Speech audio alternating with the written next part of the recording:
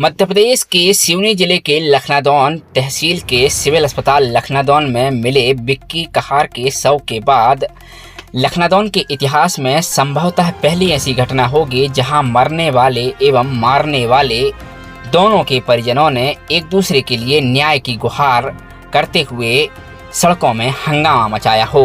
इतना ही नहीं, उन परिजनों के साथ लखनादौन की शहर की जनता ने भी कंधे से कांधा मिलाकर उनका सहयोग किया हो। और देर से ही सही, सिवनी पुलिस अधीक्षक रामजी श्रीवास्तव ने करीब 1 महीने 10 दिन बाद एसआईटी का गठन कर दिया।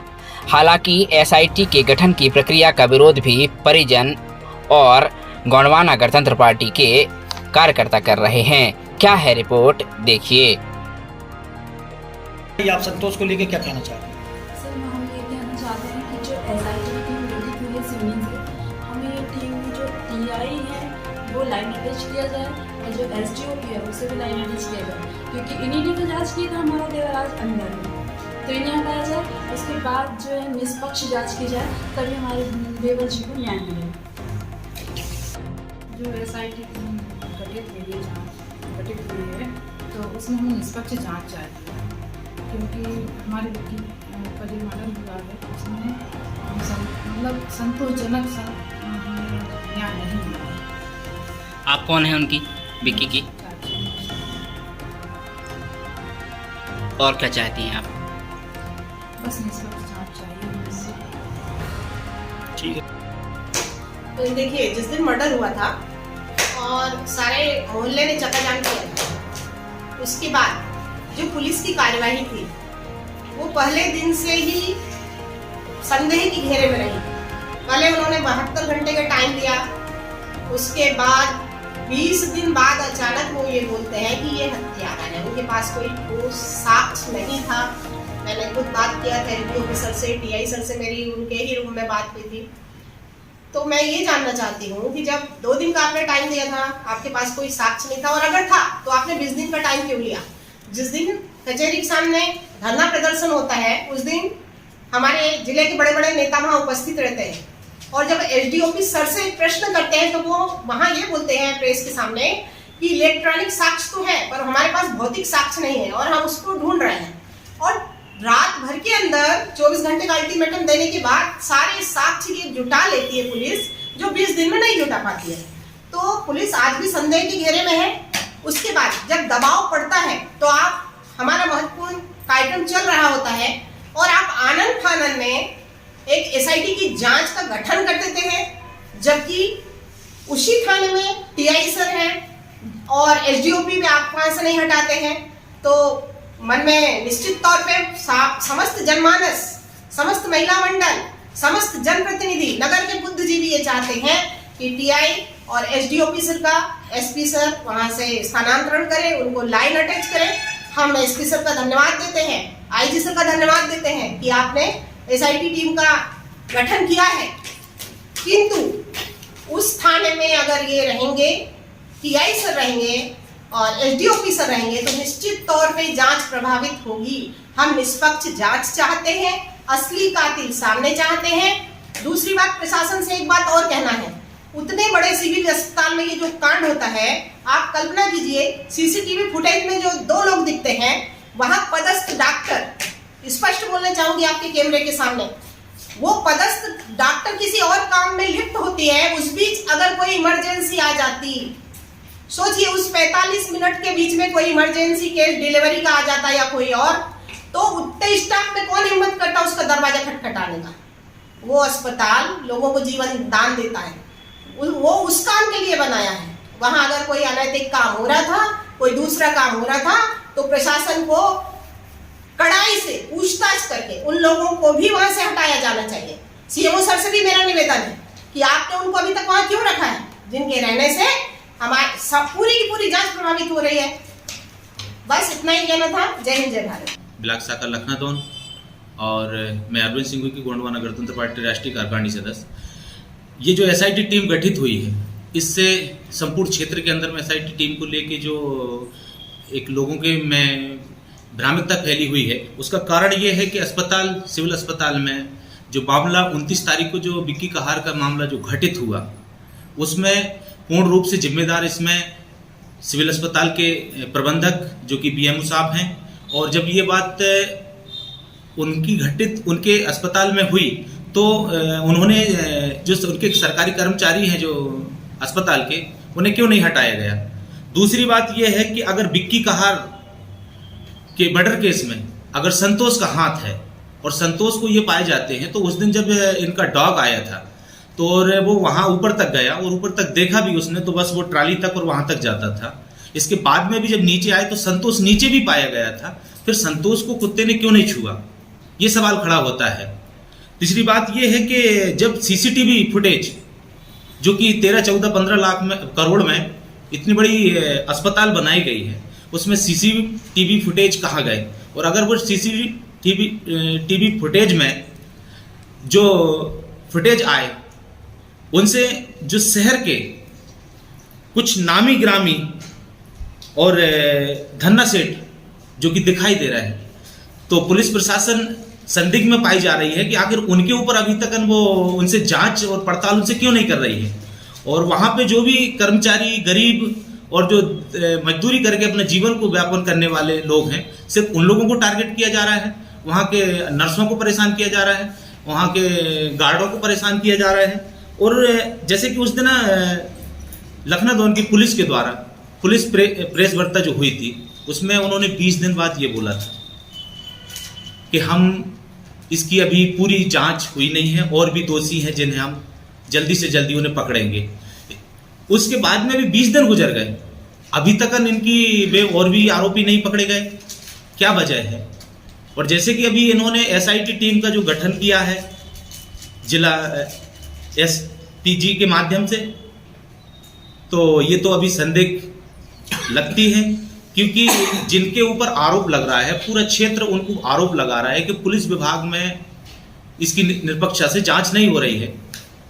और जो जिले के अंदर से ही जिनको एसआईटी टीम में गठित किया गया है, तो ये तो हमारे ख्याल से ऐसा लगता है कि इसमें निष्पक्ष जांच नहीं होगी। और सबसे महत्वपूर्ण बात तो ये है कि जिस थाने क्षेत्र में इसकी जांच की जानी है, जिस एसडीओपी महोदय क्षेत्र के इसमें जांच किया जाना है, एसआईटी टीम गठित करने से पहले वहाँ के टीआई को, एसडीओपी साहब को लाइन अटैच क्यों नहीं किया गया? और निष्पक्षता से जांच कहाँ होगी जब वह पदाधिकारी यहाँ पे बैठे हुए हैं, वो संबंधित अधिकारी यहाँ बैठे हुए हैं? तो क्या लगता है कि इसमें बिल्कुल उचित जांच होगी? स्पष्ट है इसमें कि इस जांच में जरूर बाधा उत्पन्न होगी और इसमें निष्पक्षता से जांच नहीं हो पाएगी। आगे अब क्या रणनीति है आपकी? रणनीति यही है कि आज भी विक्की कहार का परिवार और संतोष धुर्वे का परिवार, उन्होंने भी ये स्पष्ट कहा है इस बात को कि जो एसआईटी की टीम जो गठित की गई है, इससे हम संतुष्ट नहीं है, क्योंकि हम जिला के अंदर की टीम से हम जांच नहीं कराना चाहते हैं, क्योंकि हम बाहर की टीम हो जिससे जांच होनी चाहिए निष्पक्षता से। और उससे पहले उन लोगों ने स्पष्ट मांग करे हैं, विक्की कहार एवं संतोष धुर्वे के परिवार ने, विक्की कहार के परिवार ने, कि सबसे पहले यहाँ के टीआई और एसडीओपी साहब को लाइन अटैच किया जाए, इसके बाद में उसकी जांच किया जाए। रहा सवाल गोंडवाना गणतंत्र पार्टी अपने वो जो सदैव से ही अन्याय के विरुद्ध खड़ी रही है और आगे भी वो इस लड़ाई को पूरी लड़ेगी। और अगर इन्होंने जो इससे निष्पक्षता से जांच नहीं किए, तो आज भी एसआईटी के ऊपर प्रश्न चिन्ह खड़े हो रहे हैं कि जो एसआईटी टीम गठित हुई है, वो गोंडवाना गणतंत्र पार्टी के माध्यम से भी एसआईटी टीम अभी आने वाले समय में विरोध है। किस लेवल पे आप आंदोलन कर रहे हैं? अगर इसकी सही जांच नहीं होती है तो निश्चित ही कि इसको बड़े पैमाने पे इसकी प्रदेश स्तरीय जो गोंडवाना गणतंत्र पार्टी इसमें आंदोलन करेगी। और मुख्य बात यह है कि जैसे जो सिविल अस्पताल लखनऊ में ये भी आया है कि वहाँ पे कुछ नामी ग्रामी तड़ीपार लोग, जिनके ऊपर ढेर सारे हत्या के आरोप लगे हुए, ऐसे लोग भी उस अस्पताल में रह रहे हैं। और हमें तो ऐसा लगता है कि कहीं ना कहीं इसमें ऐसे तड़ीपार लोगों से अभी तक पूछताछ क्यों नहीं की गई? तो ऐसे तड़ीपारों के ऊपर कोई केंद्र से या स्टेट से या कोई केंद्र से इनके ऊपर कोई हाथ तो नहीं है, जो कि ऐसे तड़ीपारों के ऊपर स्पष्ट रूप से उनके ऊपर रक्षा की जा रही है? ये सवाल खड़ा होता है। आम जनमानस में यही चर्चाएं चल रही हैं। और जिस तरीके से इस लखनऊ के क्षेत्र में एक ट्राइबल क्षेत्र है, आदिवासी क्षेत्र है, हम लोगों ने जो मांग भी किए थे गोंडवाना गणतंत्र पार्टी के माध्यम से कि ये ट्राइबल क्षेत्र है, 5वीं अनुसूचित क्षेत्र है, यहाँ पे एक छोटा अधिकारी से लेकर बड़ा अधिकारी भी जो भी है वो एक ट्राइबल ही अधिकारी होता है, जो कि यहाँ पे अभी पुलिस का भी अधिकारी ट्राइबल नहीं है, एसडीओपी अधिकारी भी ट्राइबल नहीं है, और सारे आला अधिकारी जो बैठे हैं वो ट्राइबल को बिलोंग नहीं करते हैं। तो ये भी कहीं ना कहीं संविधान के साथ में एक घोर अन्याय है। अब आगे गोंडवाना गणतंत्र पार्टी कब आंदोलन करने वाली है, कब आप सही या फिर बैठकों का दौर चलता रहेगा? अभी इसको लेके बहुत जल्दी कल 11 तारीख को जबलपुर में जो बैठक है प्रदेश स्तरीय, इस बात को वहाँ पे क्लियर कर दिया जाएगा और जल्दी से जल्दी 2-4 दिन 10 दिन के अंदर में इसकी डेट आपके सामने आ जाएगी और इसको बड़े पैमाने पे हमारे राष्ट्रीय अध्यक्ष जी और प्रदेश अध्यक्ष जी के निर्देश अनुसार ये जल्दी से जल्दी उसकी तारीख तय की जाएगी। लेकिन ये माना निश्चित है कि 8 से 10 दिन के अंदर में इसकी तारीखें निर्धारित कर दी जाएगी। जो हुई है उसमें गोंडवाना गणतंत्र पार्टी, उसमें क्या रणनीति और क्या मतलब? अभी तो गोंडवाना गणतंत्र पार्टी के माध्यम से हमारे जो राष्ट्रीय सदस्य हैं माननीय श्री अरविंद सिंह उइके जी ने बताया कि आगे क्या रणनीति होगी। और मैं तो संगठन से हूँ, मेरा नाम महेश कुमार भट्टी, प्रदेश सचिव अखिल गोंडवाना महासभा मध्य प्रदेश। और मैं ये कहना चाहता हूँ कि लंबे समय से इस क्षेत्र में मैं आता रहता हूँ, हमारा क्षेत्र है, और ये मर्डर मिस्ट्री की क्या है हिस्ट्री, आखिर हत्यारा कौन है, और जिस तरीके से तमाम बातें हैं। और मैं ये कहना चाहता हूँ कि इस आंदोलन में पार्टी के स्तर पर तो हो रहा है आंदोलन, और इसमें सभी वर्ग, सभी समाज, सभी समुदाय सामाजिक समानता और न्याय के लिए आगे आएं और ये चरणबद्ध तरीके से इसमें पूरे हमारे जो प्रदेश स्तरीय संगठन हैं और राष्ट्रीय स्तर के जो संगठन हैं और उनसे सभी से हमारी बातचीत चल रही है। जैसे पिछले समय जो कुरई में जो कांड हुआ था, तथाकथित लोगों ने जो मध्य रात्रि में 2 आदिवासियों की हत्या कर दी गई थी और वो बड़ा आंदोलन वहाँ पर सिवनी में हुआ था और सिवनी बंद किया गया था। उसी तरह अब कल हमारी जो बैठक होगी उस पर ये निर्णय ले लिया जाएगा, क्योंकि कल भी हमारी यहाँ पर बैठक थी और कुछ और भी पदाधिकारीगण उसमें उपस्थित नहीं हो पाए थे, लेकिन कल प्रदेश स्तरीय बैठक जबलपुर में होगी, उसमें निर्णय ले लिया जाएगा। और ये राष्ट्रीय स्तर पर हमारी बातचीत चल रही है चरणबद्ध तरीके से और संवैधानिक तरीके से, और अपनी जो नियमावली है उसके अंतर्गत पत्राचार किया जाएगा।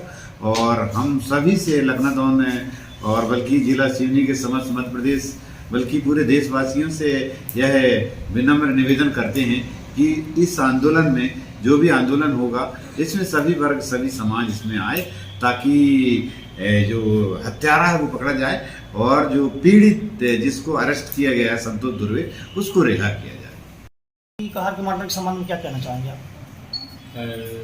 मैं सर्वप्रथम मेरा नाम बता देना चाहता हूँ। मैं गोंडवाना गणतंत्र पार्टी युवा मोर्चा जिला अध्यक्ष राजकुमार कुमरे।